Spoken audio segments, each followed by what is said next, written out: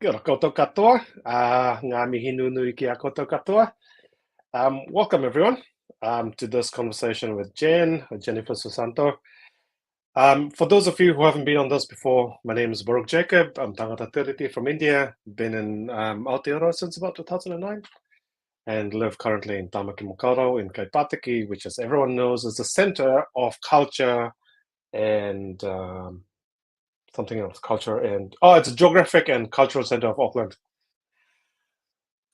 So I'll just get this. Yeah. And so today's conversations with Jen, and I'm really looking forward to this, partly because I first met Jen's one of my newer friends, and I first met her at I think it was one of the anniversaries of the Open Fort, who do some really cool stuff. You should look them up. And Jen and I started talking. It was really cool. And for someone, she's going to hate me for saying this, for someone so young, she's got a really solid head on her shoulders, and she's able to think quite deeply. And we had a really bloody good conversation. And she's been helping out, especially early on when we started the Thinking Aloud, she's been helping out quite a bit with doing these really cool little summaries of stuff. So actually good to actually have her on. We haven't had very much of a chat about what we might talk about, so it's going to be a bit of a surprise. But yeah, we'll bring Jen on and get her to introduce herself. Get her, Jen, there you are.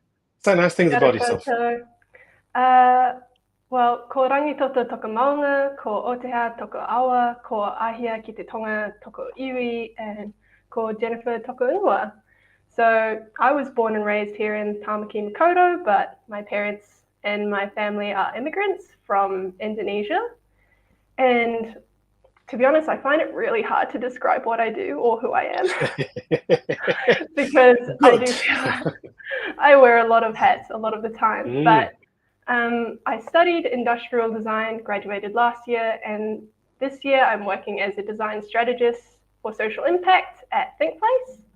And more recently, I've just joined a startup called Expanse, which aims to make AI easier to use, but also more ethical to use as well. Oh, I don't know the second part about ethical to use. Say a bit more about that. Making AI more ethical to use. What do you mean?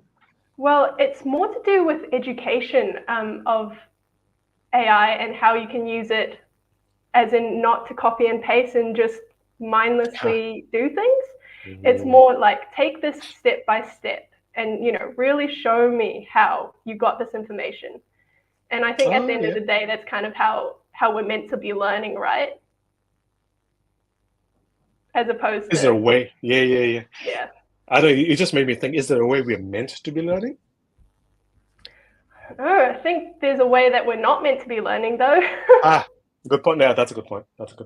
And sort of the reason I find that this whole AI in education thing really interesting now, because partly also I'm quite close to being oral culture. I won't go into the details of that, but just literally at my granddad's level, we were still oral culture.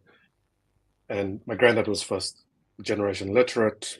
My mum, second generation, and only third generation literate as a culture, not as a family, right?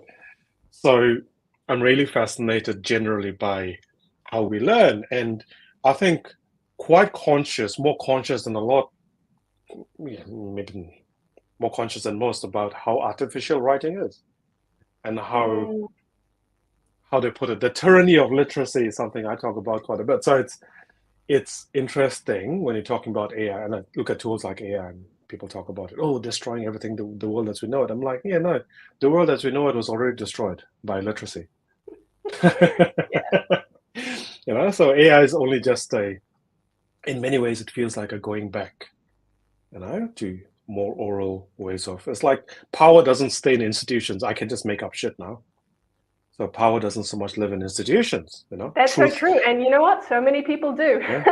Yeah, that's right. It's like, so you want me to write this really, really long essay about something. Okay, I'll get AI to write it, Maybe the AI isn't the problem. Maybe the fact that you're asking me to write a stupid essay is the problem.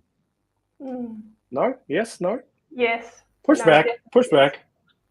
Well, I don't know. I think it comes down to the person of, do you actually want to do this because you want to do this, or you just want to do this so you can get something else that's, in your way. That's a really good grade point. or something. Yeah. Because if you're doing this because you want to do it, then Then you're going to put the isn't it effort good in too? to understand what's happening. Nice. Otherwise, Yeah. I think that's a really good point, That's a really, really good point, because that's the other thing. If you're getting someone else to do your stuff for you, it's not so much the what you know, it's the effort of getting to know it. No, I think that's valid, because that was the criticism of books, right? It's like in the old days, if you wanted to learn something, you learned it the hard way. Now, I think, was it one of the Greek philosophers who actually talks about, but kids nowadays, they just read a book. It's so stupid. I mean, There's no effort in reading a book. You just copy and paste. I mean, the only difference between reading a book and then, say, AI is that you have to handwrite your answer, maybe, if you're reading and copying from a book. The same thing, That's like, true. if you're not really trying to understand it, then you're not going to learn it anyways. Just because the resource is there doesn't mean it's actually meaningful to you. Yeah, that's really true, right? Yeah, what was that they used to do? They used to do this thing around open book examinations as well, and it was like, but it sounds easier, but it's not necessarily easy. It's the same amount of work, because you need to understand the shit you're talking about, It's like, that's not simple. Open book exams doesn't make it easier, really. Kind of made it harder in some ways, because the standards you were held to are slightly different somehow. Hey. And you've now got to sift through the knowledge that you want to, have at hand and things like that. Yeah. No, that's quite fascinating. So what sort of things are you, sorry, we're sort of going down the first rabbit hole already, but what sort of things is your organization trying to shift in education with that around AI? If I take it to my own kaupapa, to be honest, what I'm trying to shift in the world is to expand people's capabilities and confidence so that they feel empowered to create changes they want in their worlds. And so I define capability as skills or knowledge, and context as well. Yeah. And then with confidence, it's kind of the courage to be curious. And I mean, I think that relates to everything that we've just been talking about, but having this idea of, okay, I can do this.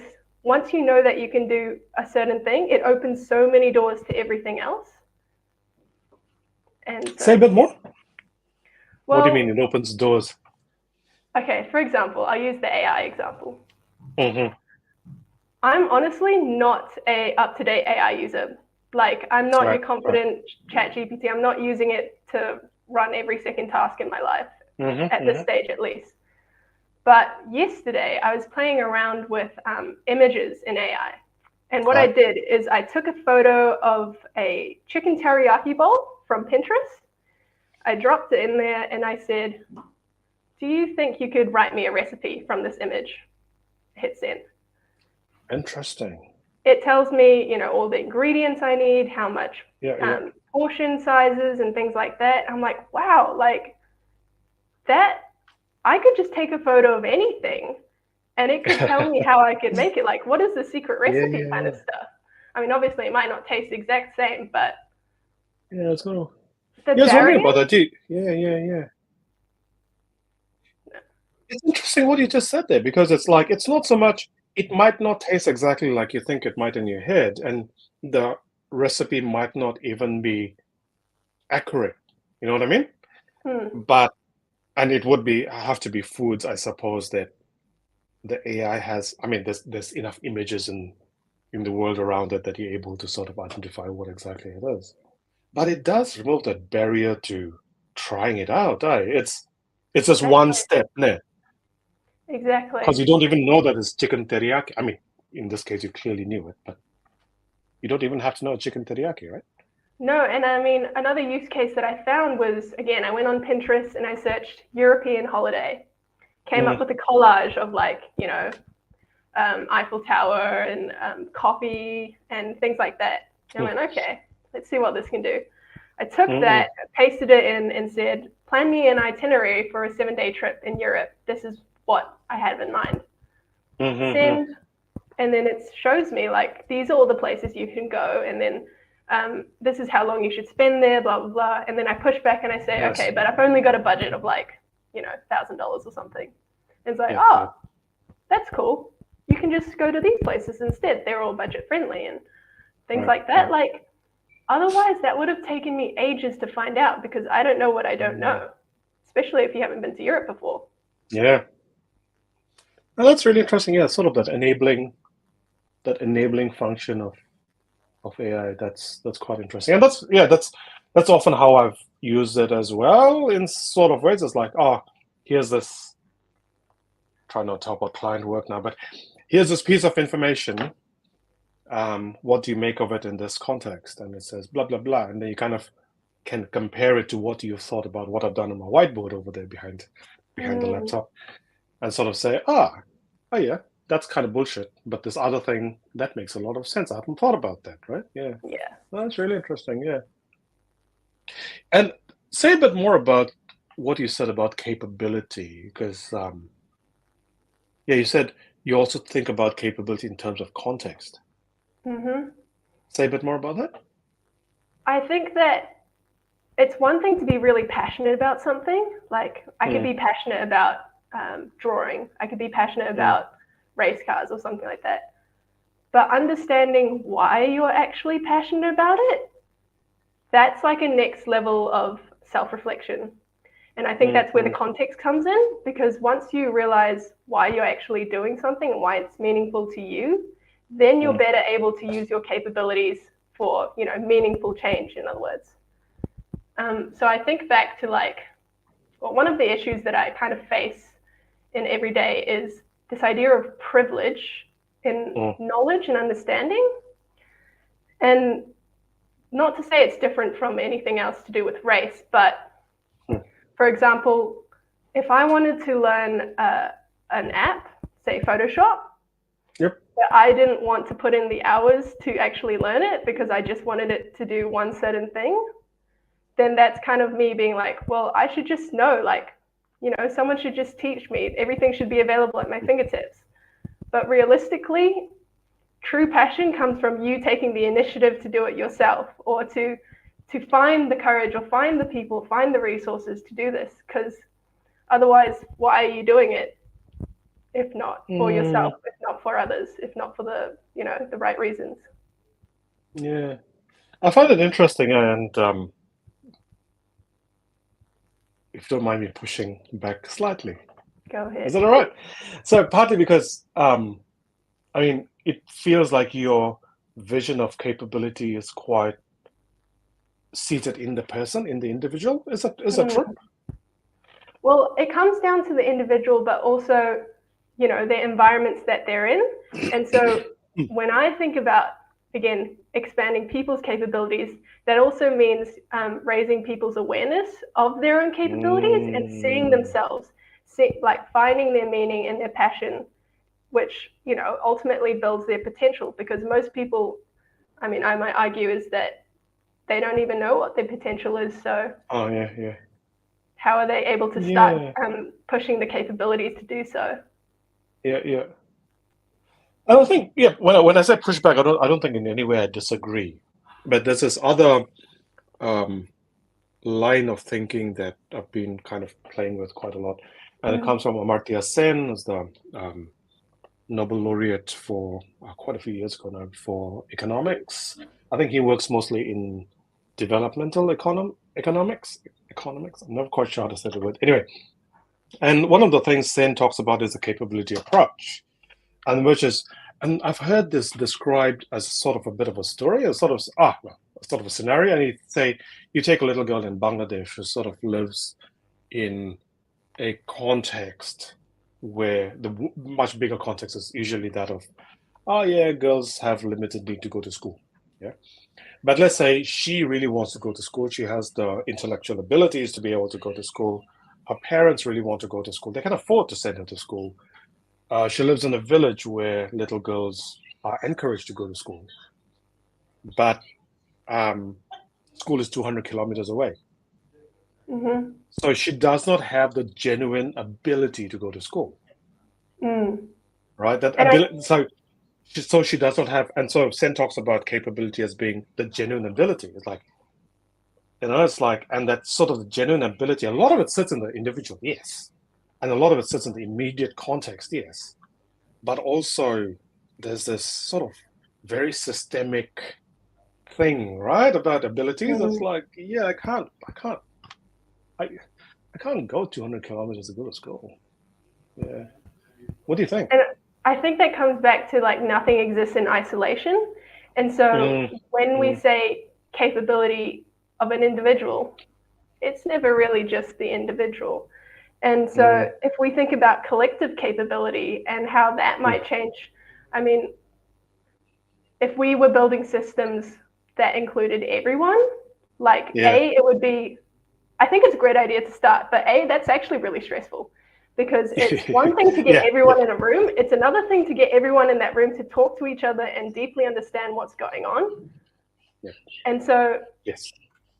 I don't know, coming back to that little girl story, like it's terrible, but that is the reality of some people's lives. And so a better question would be, if their parents are really passionate about that and she feels this confidence to do so, then what are some ways that we can build the collective capability of this family, of this community, to help her thrive, and then therefore pave the way for the future? Yeah, I think that makes sense, and I think that's something I feel increasingly challenged by personally. It's on the one hand, yes, the systems. On the other hand, I think I do see, having been in systems work for a while, I think there is sometimes in some places the tendency to say, oh yeah, it's a system, I can't do very much about it. But maybe we always can. And I don't know if you saw JDL, who was here a while ago, and he was talking about something similar. It's like, and I was like, yeah, well, yep, this is shit, but this is what we can do to start shifting it, And it's like, it's not a pleasant thing to listen to, and it can feel slightly right-wing in that sense, but it kind of isn't as well. It's sort of the bounce back between the collective and the individual, and where does responsibility doesn't sit in this place or that place. It sort of sits in that sort of in the VAR, in the responsibility sits in the relationship, in the VAR, that's really interesting. Yeah. And I mean, there's no such thing as a perfect system, right? And I think as I'm sure, working in the social impacts area, we're always aspiring for this perfect society where everyone works together and, there's equity and peace and things like that. But that's a long way to go. And I think the first step to accepting that is accepting that we're going to make mistakes. Like collectively, individually, things aren't going to go right all the time. But in fact, it's often a good thing if they don't, because you have something to reflect on. Yeah. No, I think you're right. And sort of, the time. What are the kind of times we're looking at? Yeah. No, that's really interesting. I'd love to start to ask about what's getting in the way of what you're trying to change. But before we go there, there's a question from Nikki, who says, Kira, Jennifer, what do you think are the important enabling factors in creating capable environments? So again, it's sort of the contextual question. What do you reckon? I think in terms of saying capabilities and confidence, I actually should have switched it around, because it's confidence and capabilities. I think the first thing is making sure that the person feels like they're allowed, or that they should be aspiring, or that they can have these interests, and that they have, support around them. Because once you have that self-belief in yourself, but also feeling like you can rely on others as well, that's when you can start, pushing your ambitions, and then being a bit more curious to explore this and that. And again, that just comes back to having a good environment of people and place and resources, which, again, we've talked about, it's not ideal in every part of the world. But I think that's the core of what comes down to creating capable, or environments where people feel capable. Yeah, it's interesting what you're saying there, because I feel like at work, and trying not to give out too much personal information, there's this alt ed school we're kind of working with in a particular context at the moment, right? And it's like it's really interesting. Sort of this I don't think I'd ever quite realized this, but a lot of kids in alternative education seem to be the ones that have been told by society, by school, by the education system, by the Ministry of Education, and sadly, in some contexts, their families, that they're not capable, they're unable, And so it's like we're going to chuck you in this altered school, which is because you're kind of shit. It's sort of slightly the garbage. It feels like the rubbish heap of where we throw people, and it's been really, really intense. But yeah, what you're saying about sort of creating the environments and even allowing people to believe that they're capable is it should. Allowing Yes, my people, show. Yeah, sorry. You go. allowing people to allow themselves to believe that they're capable is Yeah. often the first step. Because we live in a world where, like, we fear failure, so we don't try. Mm-hmm. I mean, I have that Yeah, every day, every second of I have every that day, every to be day. honest. But Yeah, I know that. Yeah. I don't Yeah. know. That's so I'm true. so grateful for the people in my lives and the lessons that I've So learned true. that I have this, even when I say I can't do it, there's a little part Mm-hmm. of me that, like, come on. If Yeah, man. who are the people who you can rely on in this room who will support you to do this? Yeah, If there's no yeah, one there, then yeah. that's when you have No, to that's dig deep into yourself. yeah, very much. And I suppose this takes. I mean, this does really work quite interesting into the next part of this conversation, Jen, about what's getting. When you are trying to do the stuff, what's getting in the way? What's getting in the way of the change you're trying to make in the world? It's exactly what you've already said. It's the stigmas and the systems and the layers Mm.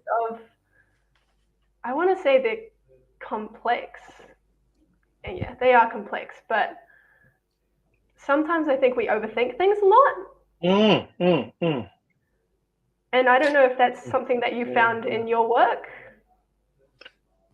Overthinking. Yeah, or some barriers are, oh, but if we do this, then this will happen, and so we can't do it at all, kind of thing.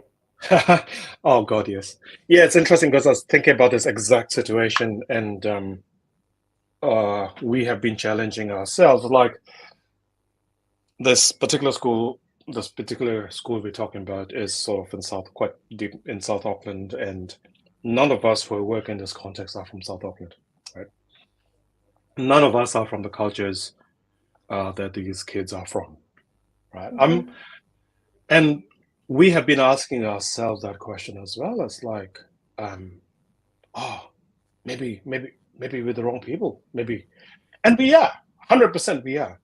But one of the things that really hit me when I was talking to, I called someone else for advice around this whole situation, and they said, "Bro, you're there," and it just hit me like a ton of fucking bricks. I was like, "Yeah." I mean, I could say, "Oh, yeah, I'm the wrong person. We've got to wait around for the right person," but right person is not there. And yes, when we finally do find the right person, I will get the hell out of the way and blah blah blah.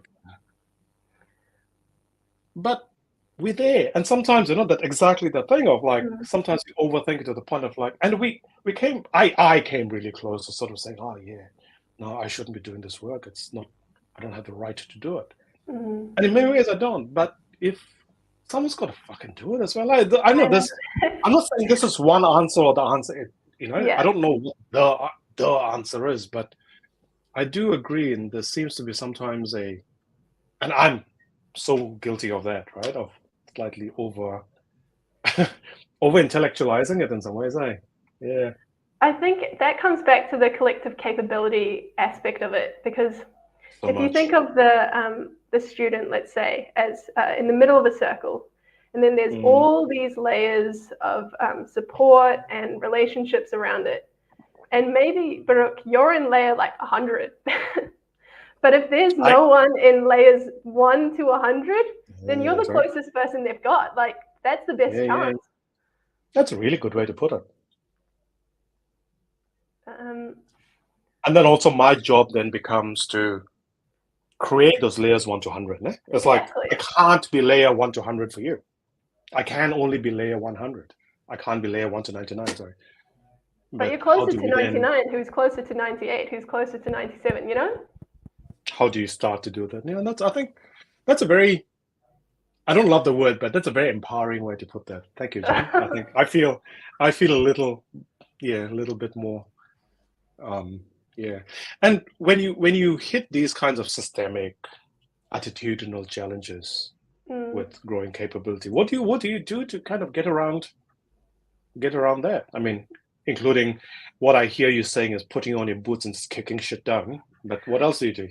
I was just about to say that I think I've taken a tone in this conversation of like being an extreme motivator, or like you got to do this stuff for yourself, but that's not true, because external factors play a role. Your environments play a role, and 100%. I think it just comes down to empathy, man. Like having empathy for the people around you. You never know what your actions will do, but you also never know what the actions that you don't choose to do will do. And so coming back to systems that aren't ever perfect, like it's okay to make mistakes. It's okay to embarrass yourself every now and then.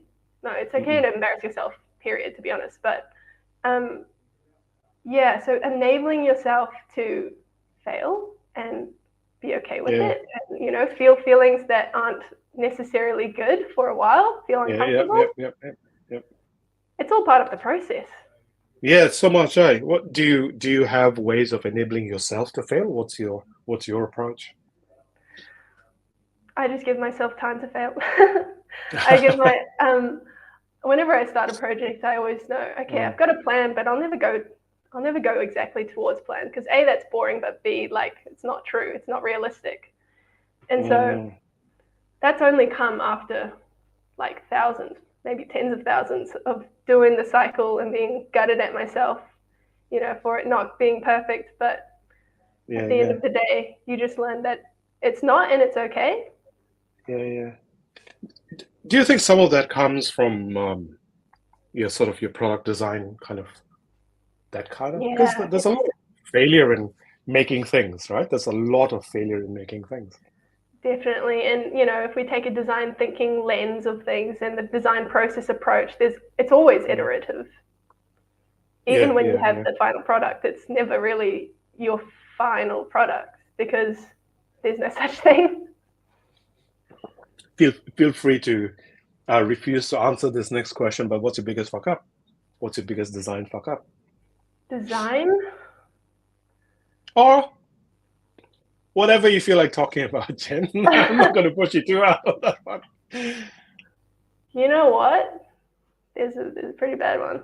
Not a terrible one, but I had a startup. My first startup was in 2021. It was called Food Oh, wow, Scratch. I did not know this. All right, say more. It was a finalist at an accelerator program at AUT.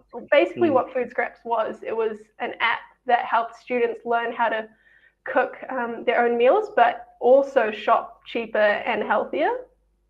Because one of the issues that I had when I was at uni is when I walked past the rubbish bin in like a lecture hall, it's just full of packaging, like as in junk food packaging. And this stems from that not feeling capable. But basically, I had that pitch night, worked on it for 12 weeks, and dude, I just bombed. Literally just bombed. Like, I think I couldn't even remember the questions because I wasn't understanding what the questions were.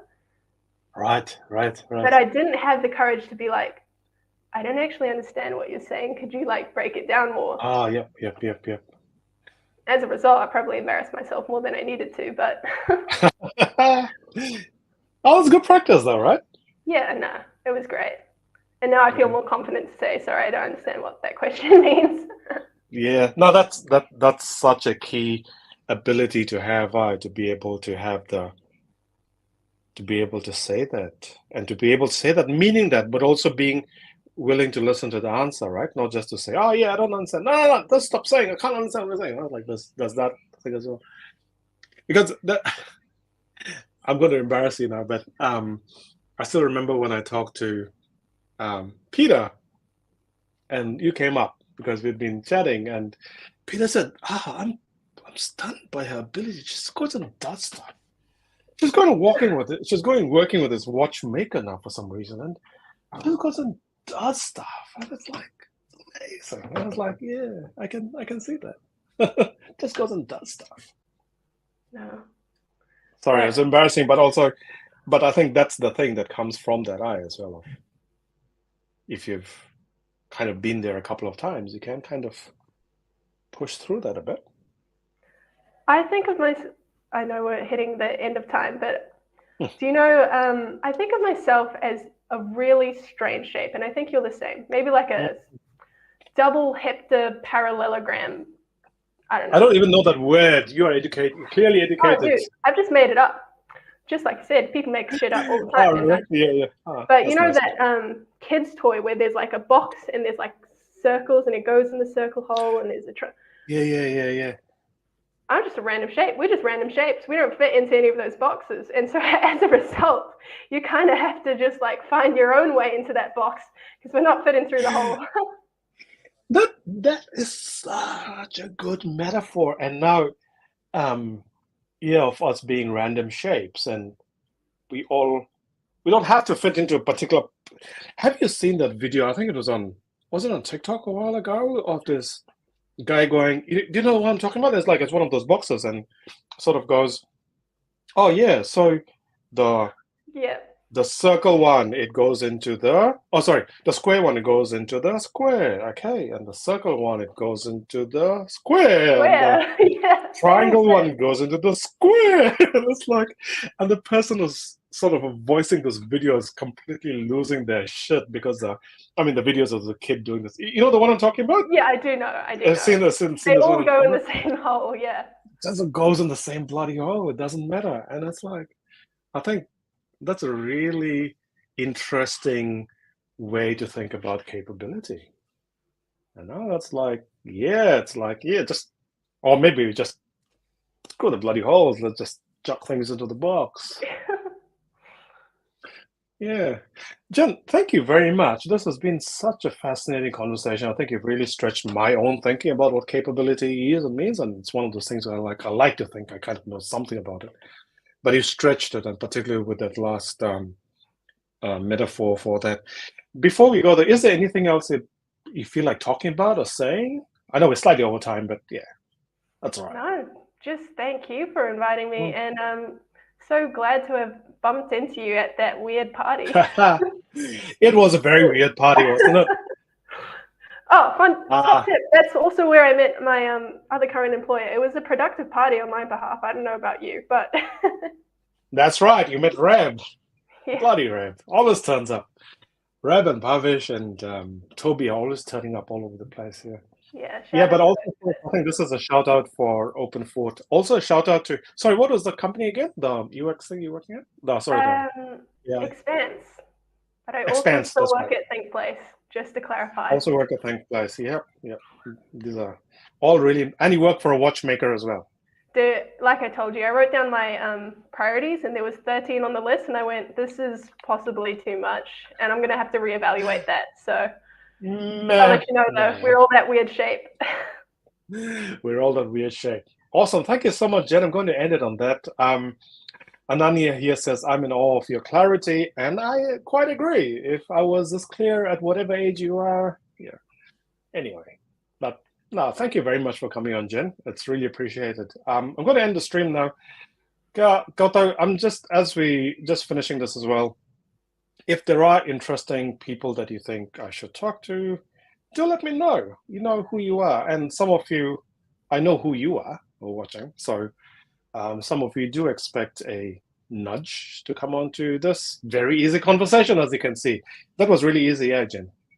So easy. Yeah, see, exactly. So, Jen, it's really easy to have these conversations. Thank you. All right. See y'all later. Ka kite.